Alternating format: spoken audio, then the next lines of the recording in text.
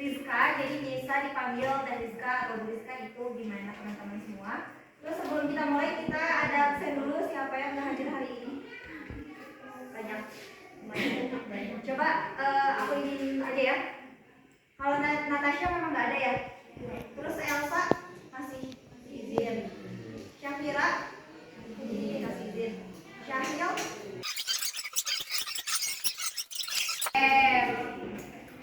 Sekarang kita bakal bahas mengenai, oh ya, aku tuh di sini bakal bahas mata pelajaran akidah. Ya, akidah. Kalau di sekolah akidahnya sampai mana? Ya. Kalau dari semester sekarang kita tuh membahas aliran-aliran akidah, jadi kayak aliran Syiah, Khawarij, terus Murji'ah, Kelas 11 kan? Sekarang kita bahas ini udah pernah dibahas belum? Belum. Berarti kita akan dibagi ini ya tentang ini ada di babnya di syariat, tarekat, hakikat dan ma'rifat. Nah, sebelum aku bahas, ada yang tahu nggak maksud dari ini? Ada yang udah tahu? Udah pernah dengar? Ya, atau salah satunya boleh? Ya, boleh. Saya tahu tuh baru yang syariat itu teh. Boleh yang syariat. Syariat itu aturan. Yang lainnya tarekat, hakikat, ma'rifat ada yang udah tahu? Belum berarti. Oke, kita bahas ya.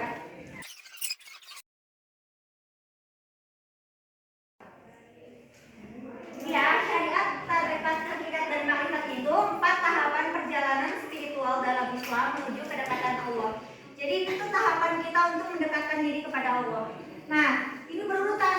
Yang pertama syariat, yang kedua tarekat, yang ketiga hakikat, dan yang terakhir itu ma'rifat. Jadi itu berurutan.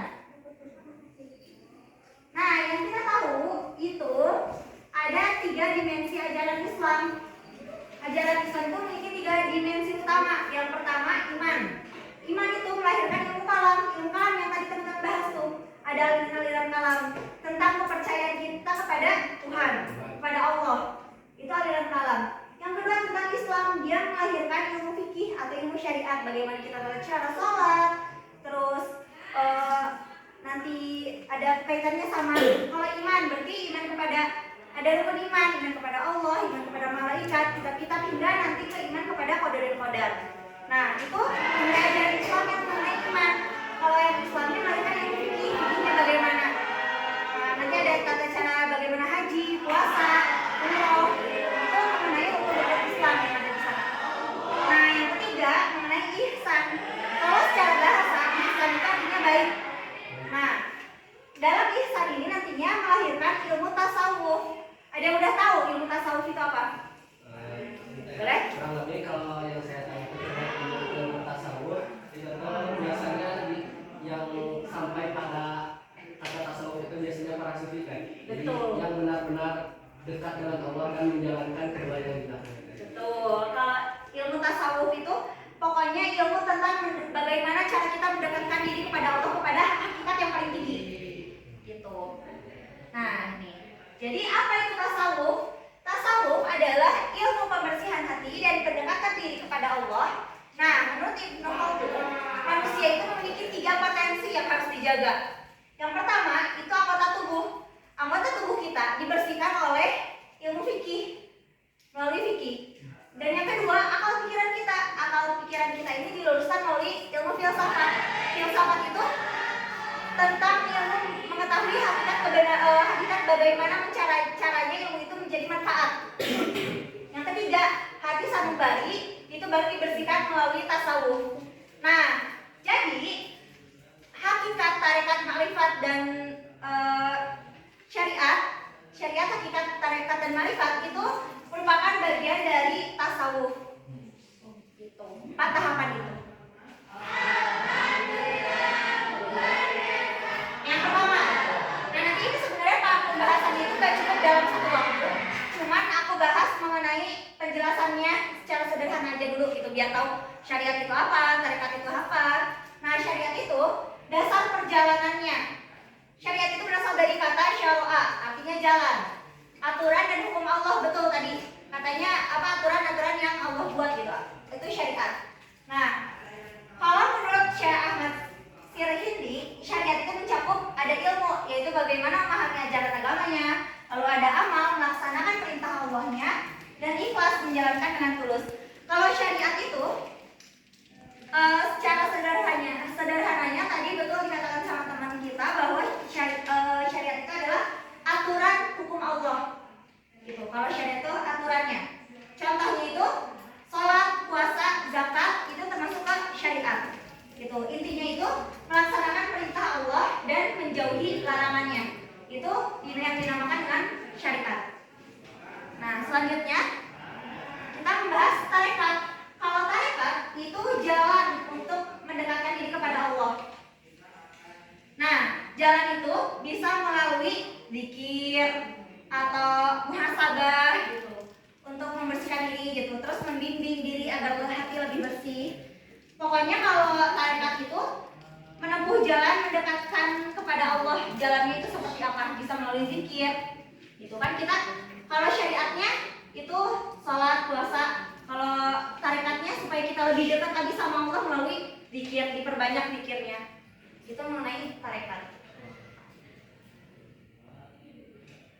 Nah, tarekat ini ada bertahap, melewati tingkatannya bertahap. Yang pertama itu melalui taubat, kembali kepada Allah. Terus yang kedua ada sabar dan zuhud, itu menahan diri dari dunia biar nggak terlalu duniain banget gitu. Yang ketiga ridho, menerima ketentuan Allah. Yang keempat itu ada mahabbah, itu cinta kepada Allah. Yang kelima itu ada ma'rifat, mengenal Allah secara mendalam. Itu tentang tarekat. Yang ketiga hakikat.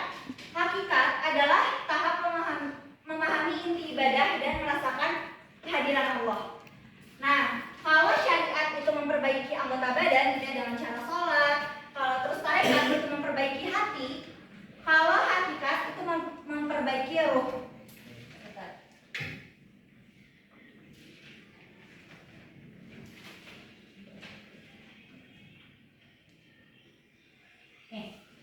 Ahli hakikat beribadah bukan sekedar mencari pahala, tetapi karena cinta, takut, dan berharap kepada Allah. Bahkan kalau misalnya kita dulu aku pernah dapat pengajaran dari guru aku gitu. Seseorang yang udah sampai makrifat gitu ya, biasanya kan para ulama besar gitu, para sufi gitu. Nah, bahkan dia tidak mengharapkan surga, saking ridhonya, minta ridhonya kepada Allah, dia nggak mengharapkan surga. Yang diharapkan adalah ridho Allah. Bahkan sampai bilang kayak gini, saya mah masuk neraka juga nggak apa-apa, yang penting Allah ridho. Tapi tingkat kita kan belum sampai ke sana ya, kita mah mengejar pahala gitu ya, surganya Allah. Nah, itu tentang hakikat. Kalau hakikat itu berharap kepada Allah, tapi itu masih bisa ditembus sama kita orang awam kalau hakikat ini. Nah, kalau misalkan sampai ke tarekat, makrifat, itu baru mengenal Allah dengan hati. Itu biasanya sama sufi. Nah, ini 3 tahap mencapai makrifat. Yang pertama ada tahalli, yaitu membersihkan diri dari sifat buruk. Yang kedua ada tahali, itu menghiasi diri dengan akhlak mulia. Dan yang ketiga ada tajalli, itu tersingkapnya hijab dan hadirnya cahaya Allah dalam hati. Jadi kalau udah yang mencapai makrifat itu udah orang-orang yang berilmu tinggi. Kayak misalkan Imam Al-Ghazali atau para wali-wali Allah, itu yang biasanya bisa sampai ke tahap makrifat. Gitu.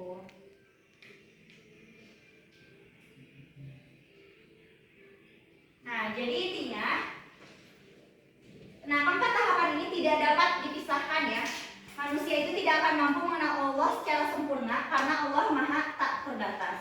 Gitu. Namun perjalanan menuju Allah adalah tujuan tertinggi seorang hamba. Nah, perjalanannya menuju Allah itu tujuan tertinggi seorang hamba. Karena sebenarnya mau kita menggali sebagaimanapun kita mengenal Allah, kita nggak akan sampai gitu, karena Allah tuh luas banget gitu, ilmu Allah tuh tak terbatas gitu. Jangankan kita mencari keberadaan Allah dan lain-lain ilmu yang tidak bisa kita lampauin gitu ya. Laut aja gitu ya, laut kan kelihatan gitu sama kita, tapi kan bahkan sampai sekarang belum ada seseorang yang bisa menaklukkan sampai kedalaman laut banget. Itu baru sebagian kecilnya aja, apalagi Allah. Nah, jadi pada intinya kalau syariat itu aturannya kalau tarekat itu menempuh jalannya, kalau hakikat itu memahami maknanya. Jadi kalau misalkan syariat itu sholat, tarekatnya itu gimana cara kita menempuh sholat biar sholatnya khusyuk itu dengan zikirnya yang khusyuk gitu. Terus kalau hakikatnya kita udah memahami arti makna-makna dari gerakan-gerakan sholat, itu hakikat. Kalau yang tahapan yang terakhir yang keempat itu ma'rifat, itu biasanya dilakukan oleh para ulama-ulama besar, para sufi-sufi gitu. Itu tentang sedikitnya tentang syariat, tarekat, hakikat sama ma'rifat.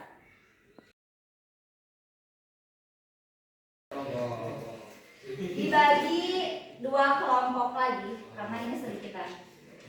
Mari hitung 1 2 1 2.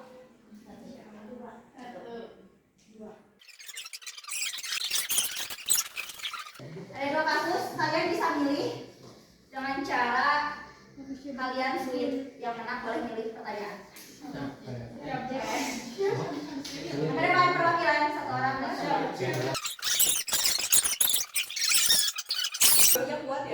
Sama 2 1. Ini soalnya pilih. Mau yang mana? Datangin. Itu saya suka ada di masyarakat soalnya. Oke, sekarang boleh didiskusikan ya, ada materinya kayak tadi ya. Jadi kalian gampang semangat karena nggak ada buku paketan ya.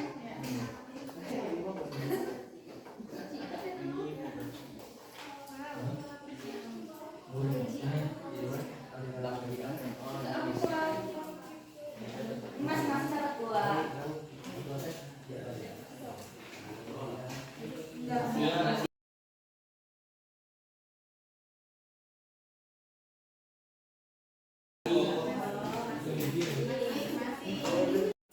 Jadi nanti sistemnya itu teman-teman boleh, pokoknya persiapan untuk 1 orang presentasi. Entah itu mau ditulis dulu baru dipresentasiin boleh, atau mau aku di luar kepala gampang banget gini mah boleh. Juga. Yang penting kalian paham. Nanti dipresentasi. Perwakilan. Perwakilannya 1 ya?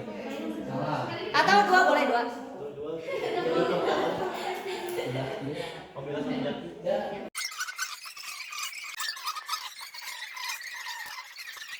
Boleh bawa seorang lagi, mau sendiri, mau 2 orang.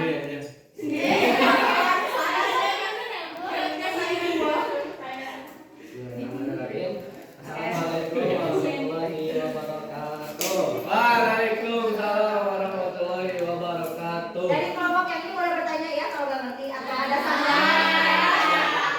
Kalau ada saran kawan boleh stop. Izin untuk di sini mempresentasikan hasil dari diskusi kami terkait kasus ingin dekat kepada Allah tetapi meninggalkan syariat. Ya, di sini kami diberikan isu masalah, isunya adalah masalah. Nah, ada seseorang yang berkata bahwa yang penting hati saya itu dekat dengan Allah, tidak perlu terlalu memikirkan sholat atau aturan agama. Nah, dari pertanyaan pertama, apakah pertanyaan tersebut benar? Nah, saya jelaskan di sini.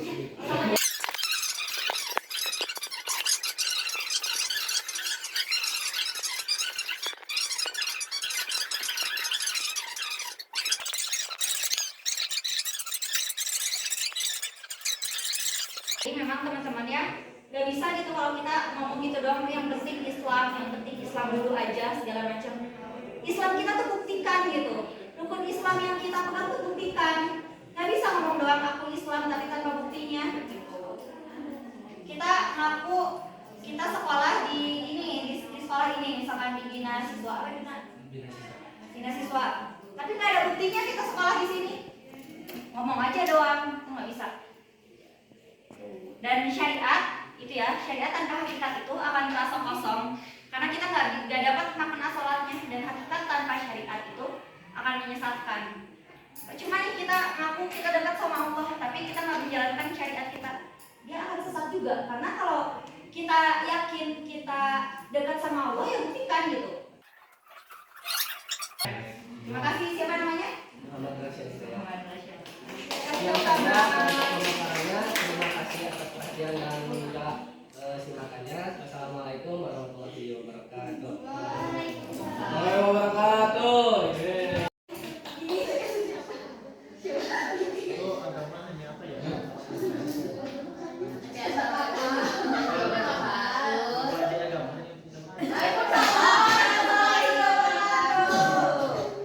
Ini kami akan menjelaskan terkait studi kasus yang tadi telah diberikan. Di sini studi kasusnya atau masalahnya adalah seorang siswa sangat semangat menghafal dalil dan aktif berdakwah di media sosial. Namun ia kecewa ketika postingannya sedikit yang menyukai. Nah, untuk pertanyaan pertama yaitu apa niat yang kurang tepat dari siswa tersebut? Oke. Jadi di sini kita memilihkannya tuh. Jadi niat yang kurang tepatnya itu adalah si pelajar. Oh iya benar. Si pelajar ini tuh memusatkan niatnya itu terhadap pandangan manusia gitu.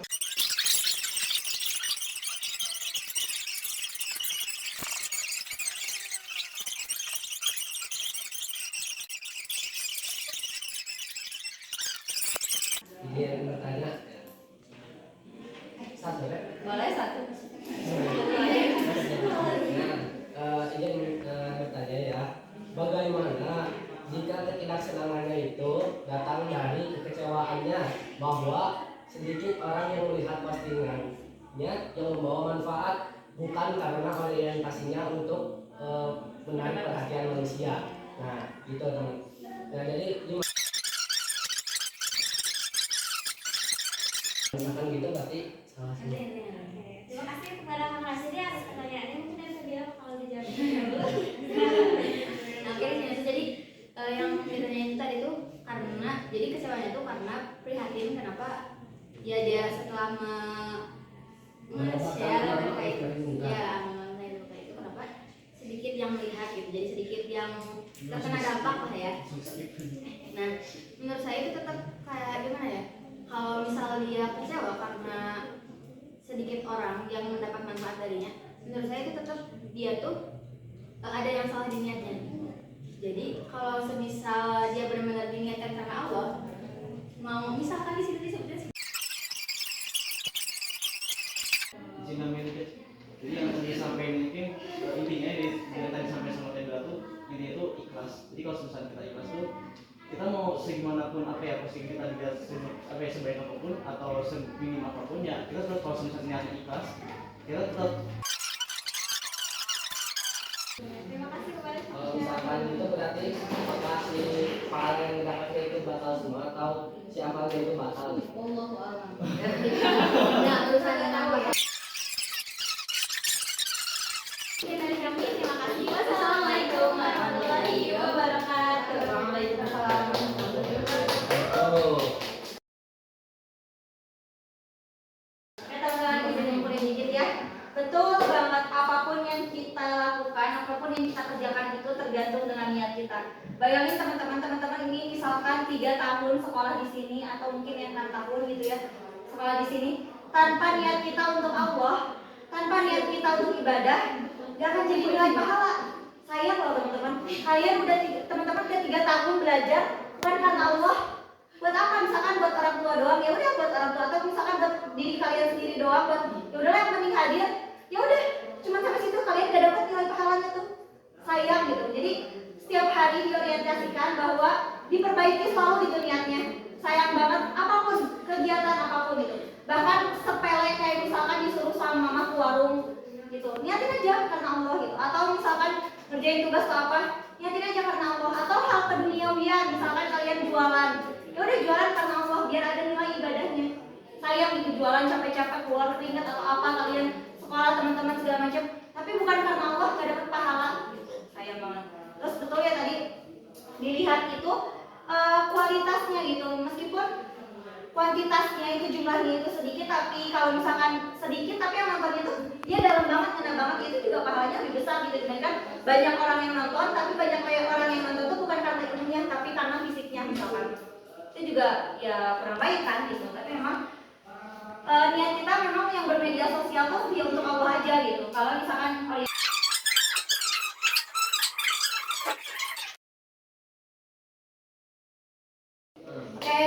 selanjutnya ada terakhir ya, ada penutupan, ada refleksi. Kita akan menjawab soal lagi berdasarkan absen yang muncul. Langsung aja lah. Absen berapa ya? Oh iya. Kita 3 kali pertanyaan. Oh, iya. Ada 2 deh, 2. Der. Ada nanti bakal ketembak.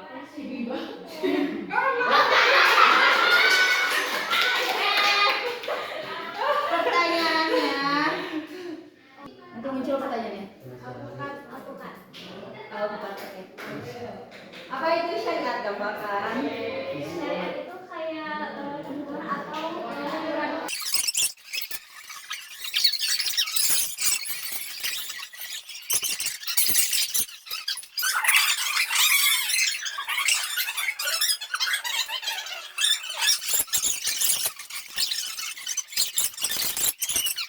Ya. Kalau bisa ya. Coba yang pertama itu apa? Singkatan yang pertama.